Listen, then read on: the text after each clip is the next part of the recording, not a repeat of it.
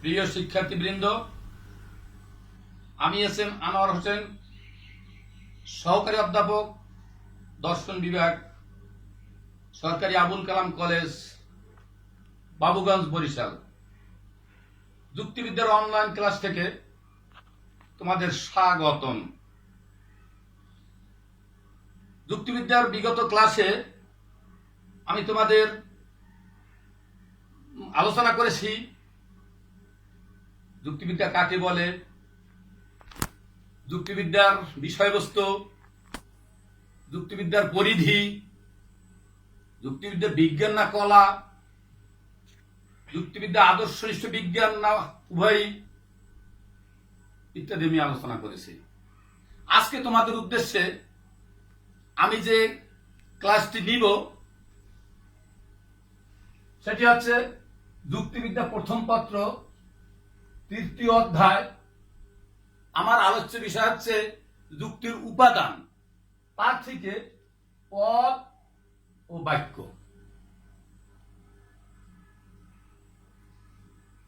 পদ আলোচনা করতে গেলে আমাদের উৎপত্তিগত দিক থেকে পদের বিষয় পরিষ্কার হওয়া দরকার। সেক্ষেত্রে উৎপত্তিগত অর্থে পদ একটি বাংলা শব্দ, এর প্রতিশব্দ হচ্ছে, ইংরেজি প্রতিশব্দ হচ্ছে টার্ম। টার্ম শব্দটি এসেছে ল্যাটিন শব্দ টার্মিনাস থেকে। আর টার্মিনাস শব্দ যার এর অর্থ হলো প্রান্ত বা সীমা। তাই বলা যায় যুক্তিবাক্যের দুই প্রান্তে যে সকল শব্দ অবস্থান করে তাকেই বলে পদ।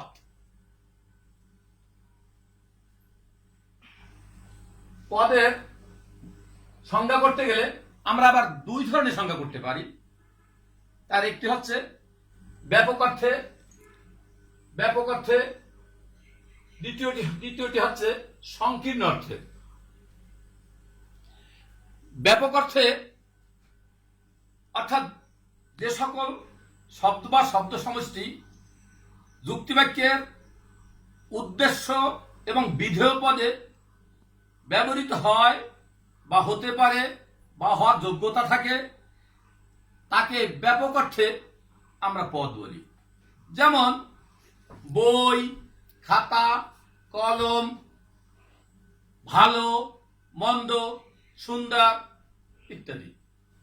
এগুলি প্রত্যেকটি শব্দই কোনো না যুক্তিবাক্যের উদ্দেশ্যে অথবা বিধে বসতে পারে, তাই এগুলি আমার ব্যাপক অর্থে পদ। যদি আমি উদাহরণস্বরূপ বলি ব্যবহার করে, সেক্ষেত্রে যেমন এটি হয় যুক্তিবিদ্যার বই, তাহলে এটি উদ্দেশ্য পদ এবং হয় সংযোজক। আর একাদশ শ্রেণী যুক্তিবিদ্যার বই, এটি হচ্ছে বিধেয় পদ। আচ্ছা, এরপরে আমরা যদি আসি সংকীর্ণ অর্থে, পদকে সংকীর্ণ অর্থে আমরা আবার সংজ্ঞা করতে পারি। এটি হলো সংকীর্ণ মানে স্বল্প পরিসরে। আর স্বল্প পরিসরে কেমন? এর আগে যত আমি বলেছি, শব্দের নাম বললেই তার মানে পৃথিবীতে বহু শব্দ, ব্যাপক শব্দ ছড়িয়ে ছিটিয়ে আছে, সেগুলি আমরা পদ ধরতে পারি। কিন্তু আমার সংকীর্ণ অর্থে যে আমি পদের সংজ্ঞা করব, সেটি কিন্তু এখানে ব্যাপক হবে না। এটা শুধুমাত্র ব্যবহারের ক্ষেত্রে আমার পদ সংকীর্ণ অর্থে সংজ্ঞা হবে। তার মানে হচ্ছে যদি আমি সংজ্ঞাকারে সংকীর্ণ অর্থে বলি, তো আমার বলতে হবে যে সকল শব্দ বা শব্দ সমষ্টি কেবলমাত্র যুক্তিবাক্যের উদ্দেশ্য এবং বিধেয় পদে ব্যবহৃত হয়ে থাকে বা হয়েছে, তাকেই কেবলমাত্র আমি সংকীর্ণ অর্থে পদ বলতে পারি।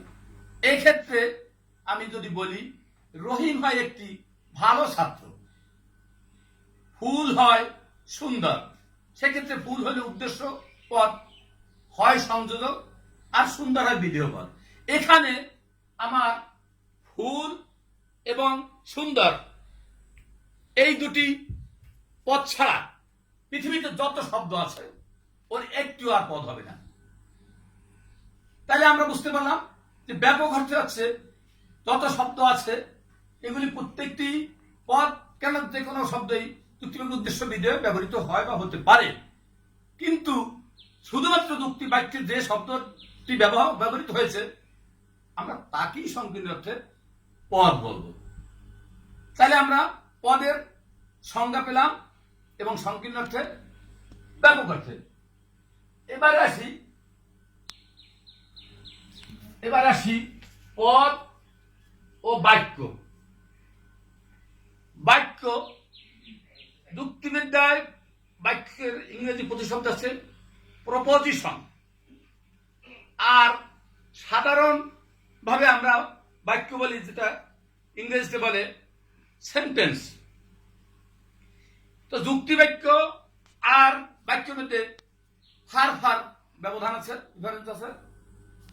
যেমন বাক্য, সাধারণ বাক্য যদি আমরা বলি, আমরা অনেক শব্দের মাধ্যমে সংযোজক বহির্ভূতভাবে আমরা বাক্য তৈরি করতে পারি। যেমন রহিম বিকেলে মাঠে ফুটবল খেলা করছে। রহিম বিকেলে মাঠে ফুটবল খেলা করছে, এখানে একাধিক শব্দ, 4-5টা শব্দ মিলে একটি বাক্য তৈরি হয়েছে। এটি হচ্ছে আমার সেন্টেন্স বা বাংলায় বাক্য বলে। কিন্তু যদি আমি প্রপোজিশন তৈরি করি, সেই ক্ষেত্রে আমার যুক্তিবিদ্যার বাক্যের একটি নিয়ম বা পদ্ধতি বা কাঠামো মানতে হয়। এখানে আমার আছে যেমন উদ্দেশ্য প্লাস সংযোজক প্লাস বিধেয়, এই কাঠামো হতেই হবে। সেক্ষেত্রে আমি যদি যুক্তিবাক্যের উদাহরণ দেই, সকল ফুল হয় সুন্দর, তাহলে এই কাঠামোটা আমি পেতেছি। উদ্দেশ্য পদ হচ্ছে সকল ফুল, সংযোজক এটি হচ্ছে হয়, আর সুন্দর হচ্ছে বিধেয়।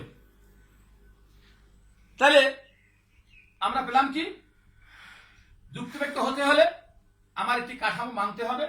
সেই কাঠামোটি হচ্ছে সংযোজক, উদ্দেশ্য, সংযোজক ও বিধেয়। এই বহির্ভূত যদি কোনো বাক্য হয় সেটি আমার যুক্তিবাক্য হবে না।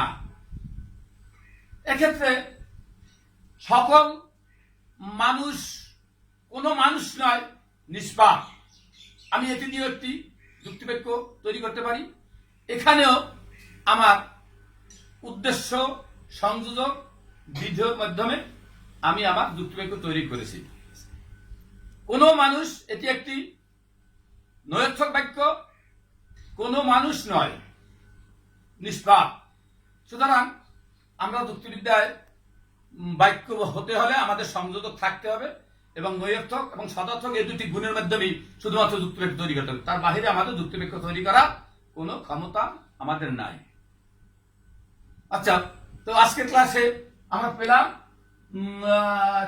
পদ, বাক্য এবং সংকীর্ণ অর্থে, ব্যাপক অর্থে, আর যুক্তিবাক্য কাকে বলে আমরা আজকে এ পর্যন্ত পড়াতে পেরেছি।